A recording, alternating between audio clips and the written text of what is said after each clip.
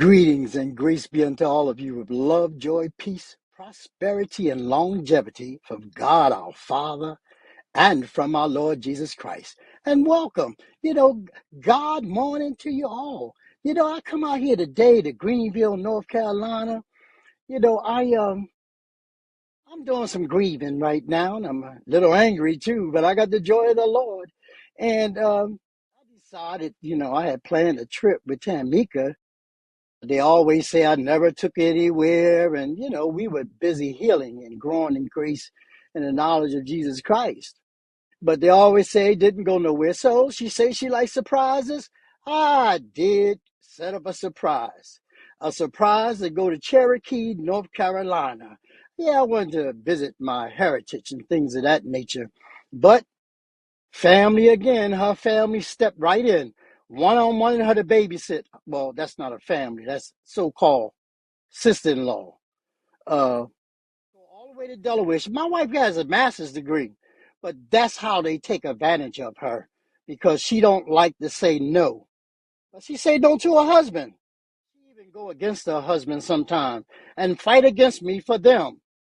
I don't understand it, but I'm out here and I'm going to celebrate my grieving with my mother, Bertha May. I always honored Ella Ruth, scholarship. Well, Shafi had messed that scholarship thing up.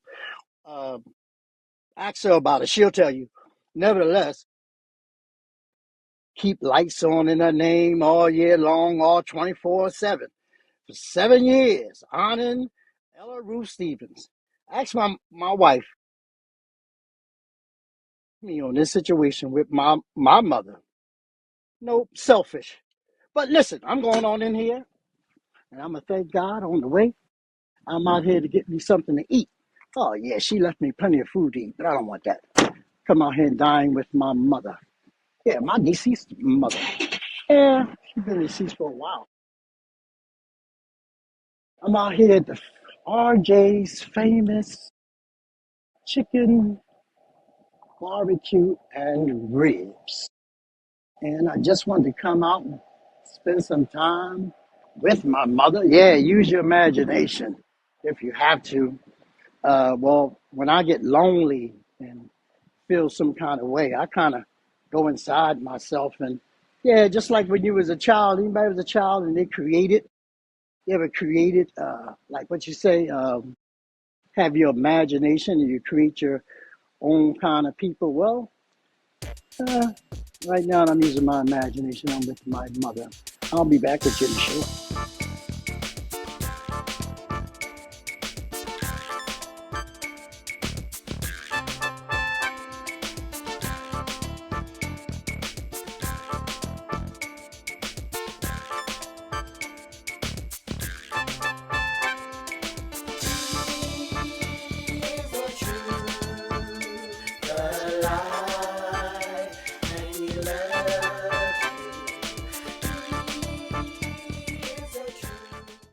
Hey, good afternoon.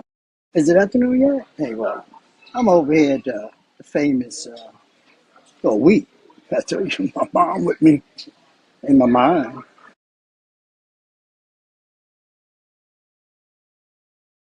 Pretty good.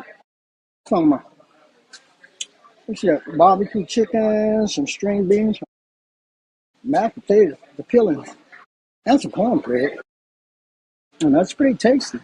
And the price, my God, so reasonable. I think I paid what about $13 for this platter? Yeah, $13. And my mom can't eat none of this food. I wanted to take the time out to grieve in this manner. And I tell you, it's like when you was a kid and had your imagination, you had to play by yourself and you use your imagination. I'm using my imagination. I'm going to tell my mom some things that I've learned since I accused her of so many things that was wrong. That's because she didn't tell me the truth. And I realized that if my mother did not tell me the truth, my mother didn't tell me the truth. So what do I expect out of women or people who are family or in-laws. My mom, I gave her a whole lot of trouble. I was young and confused and had a lot of energy.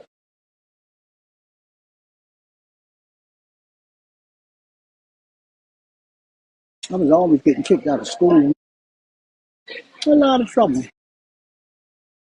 But in 1970, song by Marvin Gaye, What's Going On? I was about 14 years old, and that's when I had my questions. What was going on?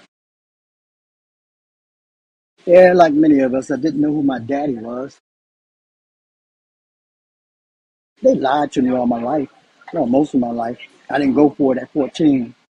I stopped believing what they were telling me about some other guy being my father. Well, I remember the time I got together, my brother Johnny, before he died, got murdered by my dad. My cousin, me, Mary, Peanut, and Dee Dee, Elmer, we got them all together and say, we need to stand up against all the lies and skeletons in the closet and things of that nature in the family. And I recall, in front of all of them, I got on my knees before my mother. She was crocheting, and I asked her plainly, who was my dad?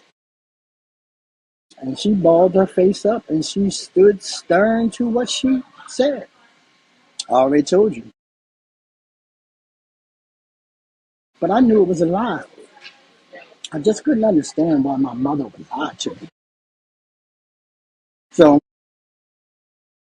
in my mind, she's across here at the table. You can't see her. See? And just wanted to tell her some things about how, yeah, I didn't mean to be so rough, tough. I wasn't tough. It was just mischievous. I had a lot of energy. I remember one day, yeah, about 14, and my mother called all of us into her bedroom. It was like five of her sons and two extra guys, two extra brothers. They weren't our real brother. Yeah, I deal with reality. And she told us if we ever go to prison, she would not be there for us. No, she knew what was going on. This dope dealer was dealing heroin, and he wanted me to sit in the front seat while he traveled back and forth to New York to pick up drugs. Well, his wife told my mom what was going on, so thank God I didn't do that. I don't know what I get caught up into. You know, his sons became famous boxers, the Shula brothers. Uh, they did now. Nevertheless, you know, Mom,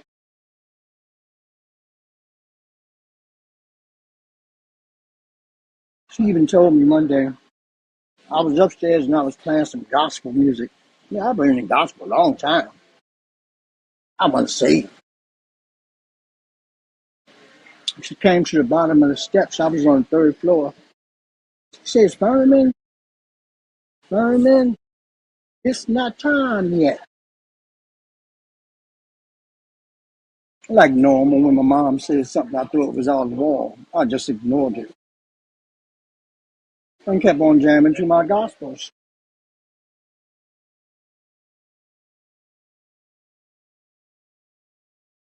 But then one day she called me into her room. Ain't that right, Bert? And she said she was crying. You remember you was crying, Mom? And she said, Mama, you said, I didn't know. She never told me what, but at that time she had found out that my, well, biological son, I think, he was considered somewhat of a genius. And she said she just didn't know about me. I was born with polio, all kind of issues, and crippled at birth. But the strange thing about it is, Mom, I wanted to know why you had to go to court to get legal right for me. And she still haven't answered that. Now she'll tell me in the spirit, I'll get to understand it better by and by. Because all that time I thought my mother was lying to me, didn't want to tell me the truth, maybe shame of some of her past. And the thing about it, nobody in the family would talk about it. Isn't that right, Bert? Birth of May. Nobody else would talk about it in the family. It was a hush hush situation. And I'm going to tell you why. We'll be right back with the Good News Reporter. This is Dr. Furman. I'm asking that you would subscribe and get this message. We want to talk about how we are a chosen generation of a royal priesthood and holy nation. Yes, a peculiar people. Not only should we say it loud, we must begin to live it loud. So come back and join me and be encouraged in the Word of God. My real daddy name is Johnny Brown. And one day when I was trying to get some free food when I was on parole, and I had to show ID. So I had to get my birth certificate to get some food from the Catholics. When I got my birth certificate, reality was real. Johnny Brown was my daddy, and not this guy named Elmer Garrison. That's my half brother's daddy. And he did the best he could. I still was trying to figure out why my mom would not let me embrace my dad.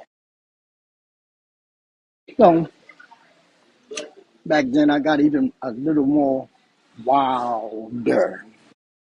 More drugs, more alcohol. I was going through a whole lot of stuff, in the military. And I was still trying to ask my mom. I got my answer. I'm going to tell you how I got it.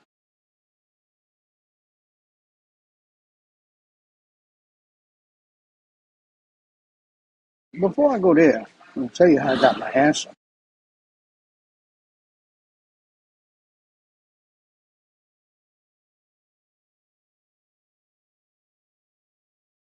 I want to tell you that my mom, she was protecting me all that time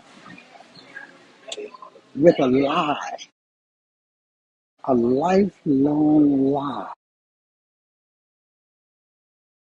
Because whatever happened back then, my grandfather didn't deal with it. My Uncle Thomas didn't deal with it. Nobody. When I went to one of my cousins, Louise, that was my major babysitter, she didn't want to tell me nothing either. Yeah, right, Bert. So I went on through life not knowing who my daddy was. I didn't believe my mom. But like I said, she had a purpose for her lie. Like Joseph lied when he said that Sarah wasn't his wife, so his life would be spared by those who was in the desert. Well, Peter. Peter told some stories.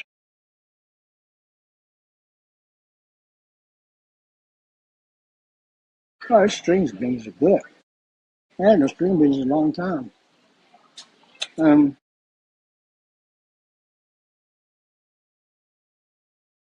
so I kept on digging for the truth. We'll be right back with the Good News Reporter.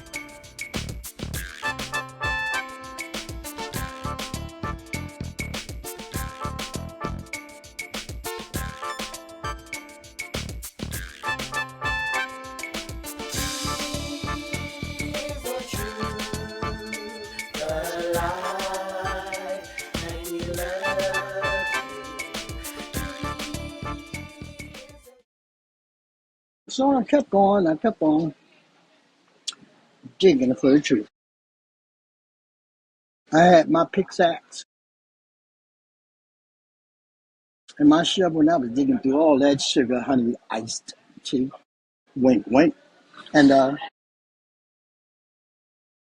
was a whole lot of stuff. Well, my daddy was a dog. That's not surprising, is it? He was a real dog. I think he shot out the church house. He took out the church house while she was singing on the choir. He was half Jew and half black. So he had some dollars. Driving a fancy car for a black back then. Lord have mercy. Yeah, but he had some dollars. Um, when my mom got pregnant by my daddy, then my aunt Lucille got pregnant by my daddy. So that family feud goes way, way back when my mother was a teenager. I would say something around maybe, I don't know, 40 something, 1940 something.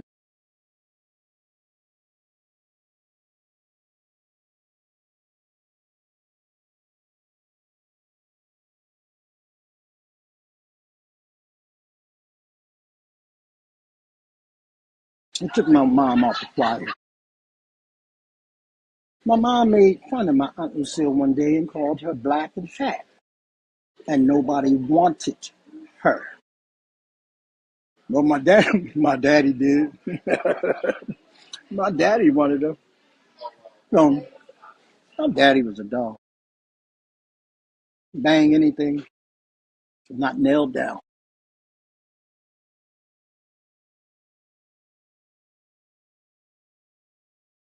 That was just his way of life. Um,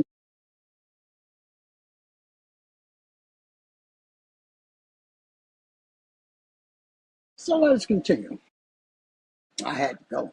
I left my food on the table. North Carolina, you don't have to have a, well, in this part of North Carolina, you don't have to have a swivel head. You don't have to keep looking around and all kind. And as paranoid as I am, Lord, I was able to leave my food and go to the bathroom.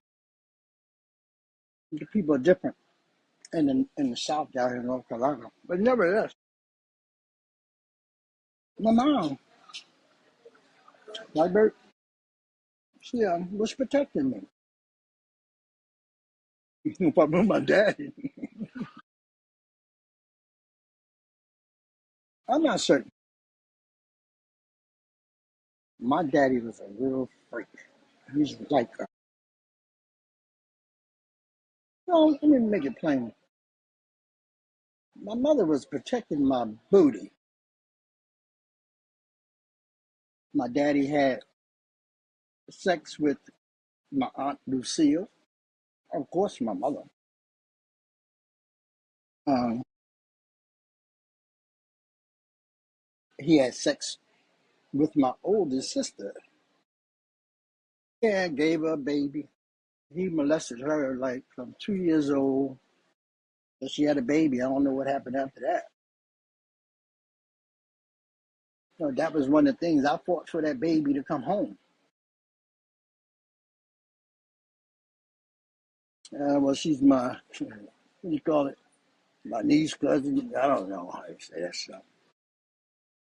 Got two kinds of relationships, I'll tell you that. So my daddy, I don't think my mama was protecting my booty. He always liked to fight. I mean, legal. He had Jews in his corner, Jewish people.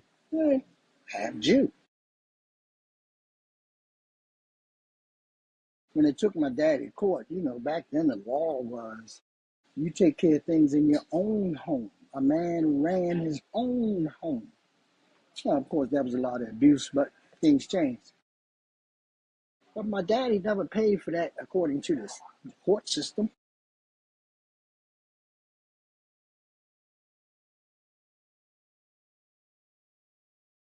He got away with it. My sister was pregnant. I have a niece, my niece, but she should be like maybe 6 years my junior or something. She's about 54. Her name Marilyn, also like my older sister Marilyn. Older sister taught me some things about the tricks of women. No matter what I do, there's a scheduled argument or debate or some kind of situation. You know, I told my mom I wanted to go to Cherokee, North Carolina, because my grandfather told me to go there. He believes I have an inheritance. I had the key, I had the information, but I gotta get there. Will it work? I don't know. But I want to go anyway, so I can learn and know more about my heritage. Shepherd is part black, part Jewish, part Irish, part African.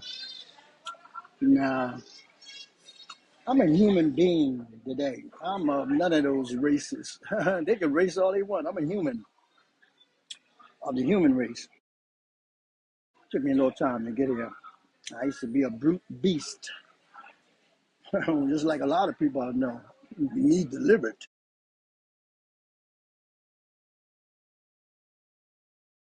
I didn't get to take the trip. Like I said, my wife likes surprises. But when her family steps in, I'm the one that gets surprised. I'm here by myself. Again, lonely, feel abandoned. But I just want to come out here, take a ride out in the country, Greenville. It's like a city, I guess. Um, Mom don't understand much about it. Can't even say, but we can hear each other thinking. I know this kind of strange.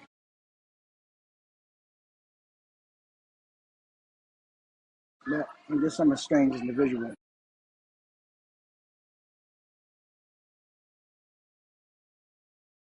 So I wanted to share that. So that's the one thing I had on my mom all those years, that she lied to me and told me that somebody else was my daddy when I knew better than that. But about 3 months ago, while thinking about my mom, doing my own personal grieving, and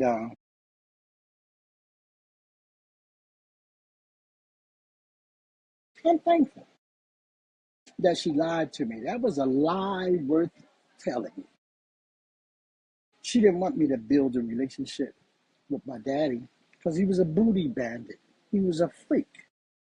He'd knock off anything that's happening. Well, I don't even know if he's alive today. And here I am today. I'm not honored as a dad. I raised men in prison. I had a bunch of uh, old heads, young bucks, whatever you call them, in prison. I helped to raise up some men, and I thank God He allowed me to do that. And out here, just one. I ain't seen a long time. Her husband didn't like me too much. I guess I was getting too much attention. But my daughter and I, we agreed. I stepped to the side and let them raise those babies, my two grandsons. And one day maybe he'll stop being angry with me. Who knows?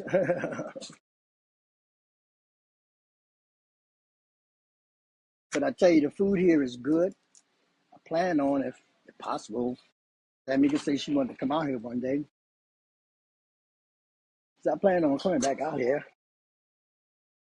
Maybe get some ribs. They even sell chitlins. This is a real soul food place. But it's barbecue ribs and chicken. Uh, Very pleasant, nice and cool. It's nice there. I believe Tamika would really like it. And one time they told us going to a black restaurant. It wasn't black. But this one here, like the whole staff, everybody, is really nice in here. So I just wanted to come all the way out here to get away from the computers. Like Jerry Butler said, I'm just thinking about cooling out. And I'm going to get away from all the thinking. Thank God my attorney was able to get my $4,000 back for the trip. That once again, Tamika's family, they always demand her. Well, after she started getting up and being up, going about, after she felt good about herself, and but we'll see how it ends. Because I know one thing: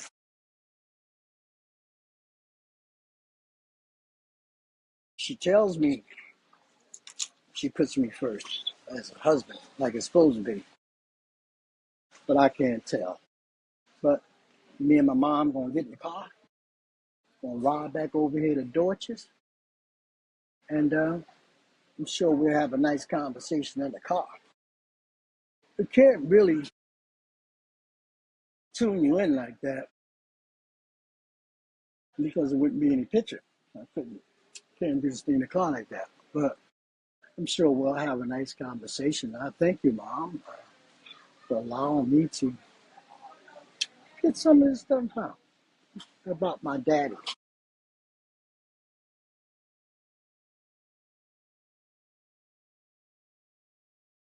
So in all actuality, by the grace of God, I tell you like my grandfather told me. One day when I was running around and I was about 21, 22, I broke the code on where my niece, my sister, whatever, my sister's daughter, my older sister's daughter, my daddy's daughter, my daddy, my daughter, my sister's daughter, my daddy and my sister's daughter. So I fought to get her back home. I fought for family reunion. They wound up having it. I was in prison. And my niece, my daddy's daughter, my sister's daughter, got her to come home. But during that time, and I was running around selling drugs like a cold-blooded nut because I was confused about life. I was confused about a lot of different things. But when it came down to my daddy and I ran around, I went to my aunts, my cousins, big older cousins, and my mom, and different people, and asked them about my daddy. Nobody had an answer. But I got to say this.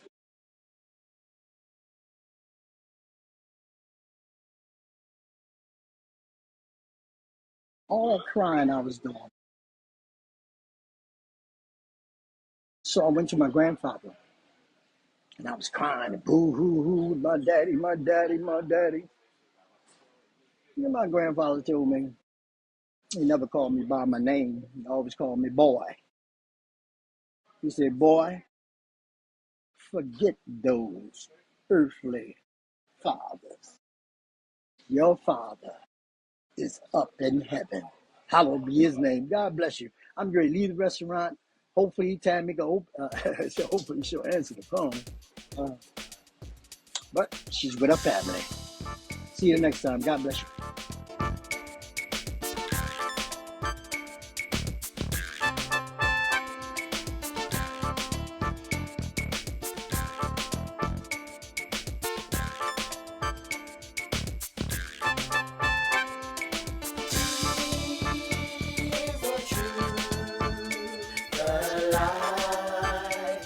This is a Tam Furnables TV production.